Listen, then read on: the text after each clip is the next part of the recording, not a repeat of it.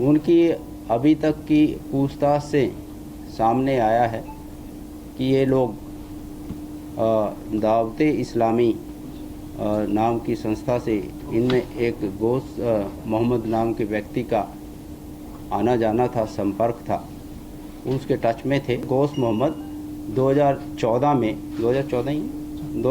में कराची जाना पाया गया है, ये दावते इस्लामी के यहाँ पर। जैसा कि आपको ध्यान है, कल उदयपुर में एक बड़ी अनफॉर्चुनेट घटना घटी है। उसमें दो युवकों ने, एक कन्हैया लाल साहू जो टेलरिंग का कार्य करता था, मालदास स्ट्रीट उदयपुर में उसकी दुकान थी, उस पर आकर अपने कपड़े सिलवाने के नाम पर उस दुकान में घुसे और जब वो नाप तोल कर रहे थे उनका, उस टाइम मौका देखकर उस पर हमला किया। ये आप सभी के संज्ञान में है। हमला करके उसको जो एक ग्रूसम तरीके से हत्या कर वो वहाँ से फरार हो गए। और फिर उन्होंने एक तो उस वीडियो का जो अटैक कर रहा था, दूसरे साथी ने वीडियो बनाया, उसको सर्कुलेट किया। और उसके अलावा उनकी क्या मंशा है, उन्होंने ऐसा क्यों किया, उसका अलग से वीडियो बनाकर उन्होंने सर्कुलेट किया और फिर वो अपने साधन से वहाँ से फरार हो गए। और आपको ध्यान होगा, उसके बाद पुलिस द्वारा बड़ी प्रोफेशनल तरीके से नाकाबंदी कर उनको भीम राजमंद के आसपास उनको डिटेन किया है। उनकी अभी तक की पूछताछ से सामने आया है कि ये लोग दावते इस्लामी नाम की संस्था से इनमें एक गोस मोहम्मद नाम के व्यक्ति का आना जाना था, संपर्क था, उसके टच में थे। इन सभी बातों को देखते हुए राजस्थान पुलिस द्वारा माननीय मुख्यमंत्री के आदेशों के अनुसार इस प्रकरण को प्रारंभ से ही एक्ट ऑफ टेरर मानते हुए यूएपीए के अंतर्गत अभियोग पंजीबद्ध किया गया है। और उसी के अनुसार इसमें अनुसंधान प्रारंभ किया गया था। और इसी क्रम में जो एनआईए है उनको सूचित करते हुए उनकी सहायता के लिए भी अपील की गई थी। और इसी की पालना में एनआईए भी रात में ही वहाँ से रवाना होकर सुबह तक हमारे अनुसंधान में जुड़ गए हैं। और उसके बाद एमएचए गवर्नमेंट ऑफ इंडिया द्वारा भी, क्योंकि ये एक शेड्यूल्ड ऑफेंस है, उसको एनआईए में स्थानांतरित कर दिया है। और इसमें साथ में राजस्थान पुलिस का सहयोग भी लिया गया है।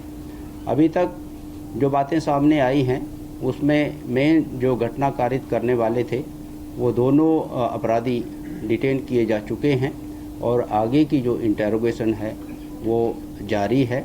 जहाँ तक इनका ट्रांस बॉर्डर कनेक्शन की बात है और जो भी डिजिटल एविडेंस है वो राजस्थान पुलिस अपने स्तर पर ज्ञात कर रही है। इसके साथ साथ जो एनआईए की एक अपना इसमें स्पेशलाइजेशन है उसका सहयोग भी लेकर इसका फर्दर इन्वेस्टिगेशन लॉजिकल एंड पर पहुंचाया जाएगा।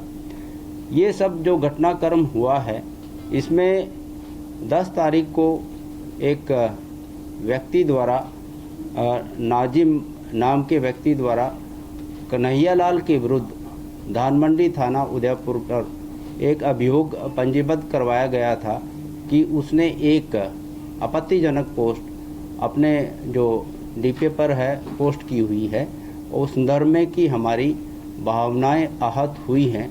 यह मुकदमा दर्ज कर 11 जून को धानमंडी पुलिस थाना द्वारा कन्हैया लाल को उन धाराओं में, उस अपराध में जो कारित किया गया था उसमें उसको गिरफ्तार किया गया था। और 12 तारीख को जैसे ही उसको न्यायालय में पेश किया था तो उसके बाद पेश करने के बाद उसकी जमानत हो गई थी।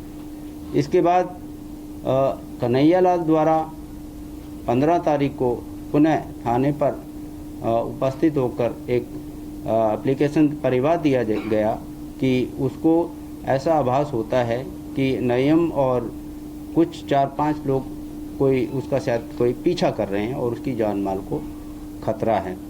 इस बात को देखकर एसएचओ ने एएसआई को एंडोर्स किया और कि दोनों पक्षों को बात कर समाधान निकाला जाए।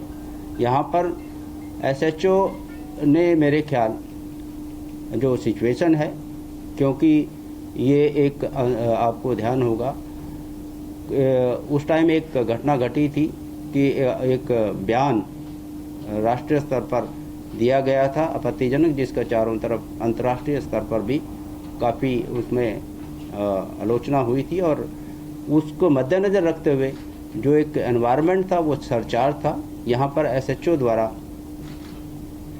जो सिचुएशन का आंकलन सही नहीं कर इसमें जो दोनों पक्षों को बैठाकर एक समझौता या ये कह लीजिए कि एक समझाइश की गई और दोनों ने कि भाई ठीक है, मैं अपनी दुकान खोलता हूँ और हम भाईचारे से रहेंगे, और इस तरह वो मामला वहीं पर ख़त्म कर दिया। कानूनी कार्रवाई जो करनी चाहिए थी वो नहीं की। इस संदर्भ में एएसआई को कल तुरंत प्रभाव से सस्पेंड किया जा चुका है और एसएचओ को आज हमने सस्पेंड किया है। और भी यदि किसी अधिकारी की इसमें कमी पाई जाएगी तो उसके विरुद्ध भी कार्रवाई की जाएगी, चाहे वो आपराधिक हो और चाहे वो विभागीय हो, किसी को भी इसमें बख्शा नहीं जाएगा। जहाँ तक फर्दर इन्वेस्टिगेशन का सवाल है, अब एनआईए के साथ मिलकर राजस्थान पुलिस इसमें फर्दर इन्वेस्टिगेशन करेगी। मेरा इस पूरे प्रकरण पर इतना ही कहना है। आपका कोई क्वेरी हो? ये हाँ बिल्कुल, एक इनमें गौस मोहम्मद 2014 में कराची जाना पाया गया है। ये दावत इस्लामी के यहाँ पर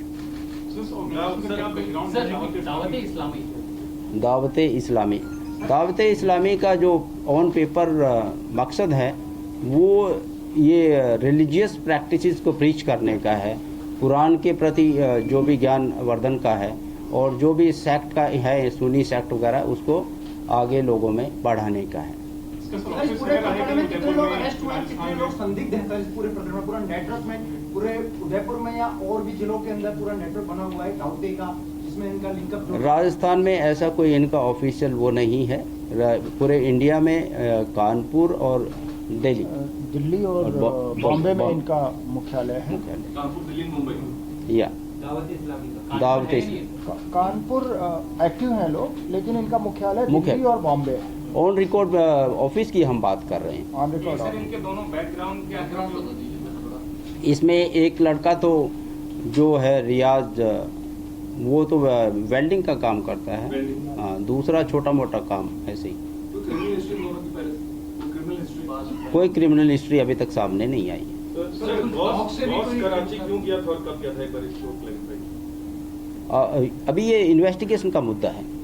टॉक से भी कोई और डिटेल हुए या इनका कोई लिंक? नहीं, अभी मैंने कहा ना, क्योंकि इसमें जो लिंक आपको मैंने शेयर किया है, इसकी वजह से एनआईए अब है, और एनआईए के पास जो वेर विदाल होता है डेफिनेटली हमारे से बेटर होता है। उनके जो भी है इन्वेस्टिगेशन उसके साथ आगे बढ़ाया जाएगा। सर, राजस्थान पुलिस की सबसे बड़ी लापरवाही रही है, उसने प्रोटेक्शन मांगा था, उसको ये आभास हो चुका था, उसके बावजूद पुलिस ने इतनी बड़ी लापरवाही रही।